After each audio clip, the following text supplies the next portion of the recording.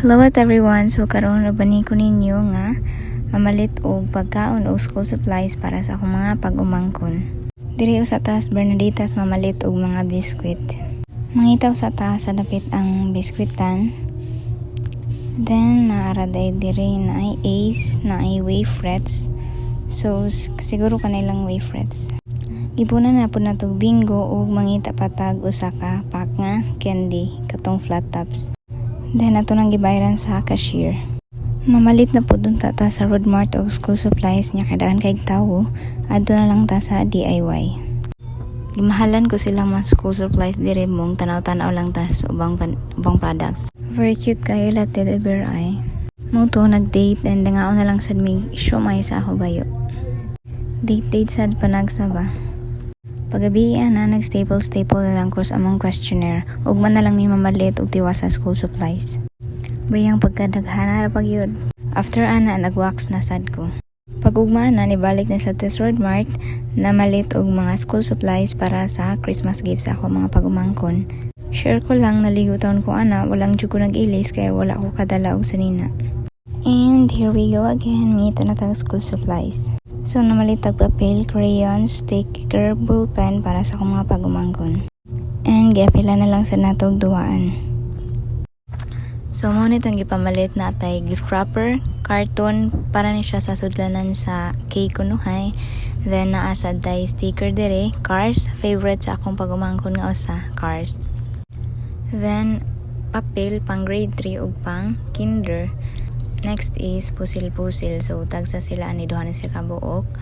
And then, crayon. So, diri nga time pa ko nakarealize nga, dili day sila same nga crayons. Ang usa 16, ang usa 8. Mura jud ko gwas huna-huna walang palit. Next is lapis. Tagsa sila, perting baratuha. Ambot lang kung nindot ba ni. And then, ballpen sad. Tagsa sila. Then, nasa day calchis. Calchis man ta ninyo. Wako kabantay. Calchis choco man din yung usa. Then, 1 pack nga Wafrets. Ug 1 pack sad nga bingo. Wa na pud ko kabantay na aday buslot daan. Bayara. Dayon, uska pack nga flat tops. Ayo ba i-judge nga wala ko nag-smile guys. Kay nalimot ra ko og smile. Abi pa lang sakit sa buot ang pagpalit. Pag-abot na ko sa balay, nagkaon dayon ko. Then, sudan ako fish cracker. Pag humagkaon, nagsugodayin ko buhat og box para sudlanan sa school supplies. Kaya ang gawas ana muna nako dira nako ibutang ang mga katong biscuits. So ang kaning usa mo ni ang sabos nga part sa box, kaning usa is pang cover nato. Unya kay pagsukod di man maigo, makautro gyud. Mo to nag-utro na sadta. And then human ra sad siya himo. Ato pagisukod hapit padili na pud mag-igo. Pero malaban pa ni oy ma for the push pa ni. So may gani ni fit ra pud siya na dala og hilot. Magbuhat to sa taog sudlanan sa gift nila and ato nang gisugod-sugod ang wrapper.